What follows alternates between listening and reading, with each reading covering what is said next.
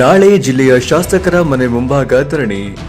ಅಯ್ಯನಪುರ ಶಿವಕುಮಾರ್ ಸಚಿವ ಸಂಪುಟದ ತೀರ್ಮಾನಕ್ಕೆ ಅಗೌರವ. ಸಚಿವರಾದ ಆರ್.ಬಿ. ತಿಮ್ಮಾಪುರ್, ಕೆ.ಎಚ್. ಮುನಿಯಪ್ಪ ವಜಾಗೊಳಿಸಲು ಆಗ್ರಹ.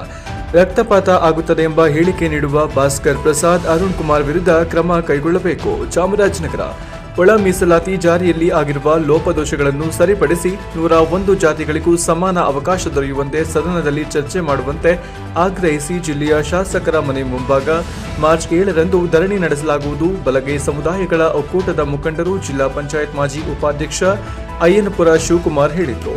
ನಗರದ ಜಿಲ್ಲಾ ಕಾರ್ಯನಿರತ ಪತ್ರಕರ್ತರ ಭವನದಲ್ಲಿ ಕರೆದಿದ್ದ ಪತ್ರಿಕಾಗೋಷ್ಠಿಯಲ್ಲಿ ಅವರು ಮಾತನಾಡಿ, ಅಂದು ಬೆಳಗ್ಗೆ 11 ಗಂಟೆಗೆ ಜಿಲ್ಲೆಯ ಎಲ್ಲ ಶಾಸಕರ ಮನೆ ಮುಂಭಾಗ ಬಲಗೈ ಸಮುದಾಯದ ಮುಖಂಡರು ಜಮಾಯಿಸಿ ಧರಣಿ ನಡೆಸಿ ಮನವಿ ಸಲ್ಲಿಸಲಾಗುವುದು ಎಂದರು. ಒಳ ಮೀಸಲಾತಿಯಲ್ಲಿ ಎಲ್ಲ ಸಮುದಾಯಕ್ಕೂ ಸಮನಾದ ಅವಕಾಶ ಸಿಗಬೇಕು. ಆದರೆ ಮಾದಿಗ ಸಮುದಾಯದ ಭಾಸ್ಕರ್ ಪ್ರಸಾದ್ ಹಾಗೂ ಅರುಣ್ ಕುಮಾರ್ ಅವರು ನಮ್ಮ ಸಮುದಾಯದ ಮೇಲೆ ಇಲ್ಲಸಲ್ಲದ ಆರೋಪ ಮಾಡುತ್ತಿರುವುದು ಖಂಡನೀಯ. ಅಲ್ಲದೆ ಮುಂದಿನ ಚುನಾವಣೆಗಳಲ್ಲಿ ಬಲಗೈ ಸಮುದಾಯದ ನಾಯಕರನ್ನು ಸೋಲಿಸುತ್ತೇವೆ ಎಂದು ಹೇಳಿಕೆ ನೀಡಿದ್ದಾರೆ. ಅವರು ಈ ರೀತಿ ಮಾಡಲು ಮುಂದಾದರೆ ಎಡಗೈ ಸಮುದಾಯದ ನಾಯಕರಿಗೆ ನಮ್ಮ ಸಮುದಾಯದ ಮತದಾರರು ತಕ್ಕ ಪಾಠ ಕಲಿಸಬೇಕಾಗುತ್ತದೆ ಎಂದು ಎಚ್ಚರಿಸಿದರು. ಪತ್ರಿಕಾಗೋಷ್ಠಿಯಲ್ಲಿ ತಾಲೂಕು ಪಂಚಾಯಿತಿ ಮಾಜಿ ಅಧ್ಯಕ್ಷ ಆರ್. ಮಹದೇವು, ತಾಲೂಕು ಗ್ಯಾರಂಟಿ ಯೋಜನೆಗಳ ಸಮಿತಿ ಅಧ್ಯಕ್ಷ ಸೋಮೇಶ್ವರ, ನಗರಸಭಾ ಮಾಜಿ ಸದಸ್ಯ ಆರ್.ಪಿ. ನಂಜುಂಡಸ್ವಾಮಿ, ಮುಖಂಡರಾದ ನಾಗಯ್ಯ, ರಂಗಸ್ವಾಮಿ, ಯಾ ಸೋಮಣ್ಣ, ಯಾ ಪಾಪಣ್ಣ ಹಾಜರಿದ್ದರು. ವರದಿ ಒಮ್ಮ ನಂಜುಂಡನಾಯಕ, ಪ್ರಜಾಪವ ಟಿವಿ, ಚಾಮರಾಜನಗರ. ಬಲಗೈ ಸಮಾಜದವರು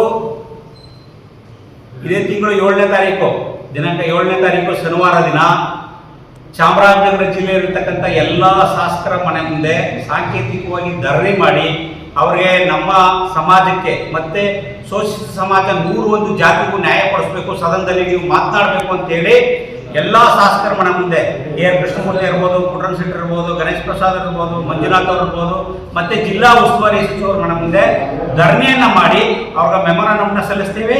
ಸದನದಲ್ಲಿ ನೀವು ನಮ್ಮ ಒಳ ಮೀಸಲಾತಿ ವಿಚಾರದಲ್ಲಿ ಯಾವುದೇ ಸಮಾಜಕ್ಕೂ ಅನ್ಯಾಯ ಆಗಬಾರ್ದು, 101 ಸಮಾಜಕ್ಕೂ ನ್ಯಾಯ ಸಿಗಬೇಕು ಅಂತೇಳಿ ತಾವು ಸದನದಲ್ಲಿ ಮಾತನಾಡಿ ನ್ಯಾಯ ಕೊಡಿಸಬೇಕು. ಈಗಾಗಿರ್ತಕ್ಕಂಥ ಬಿಂದುಗಳ ಲೋಪವನ್ನು ಸರಿಪಡಿಸಬೇಕು.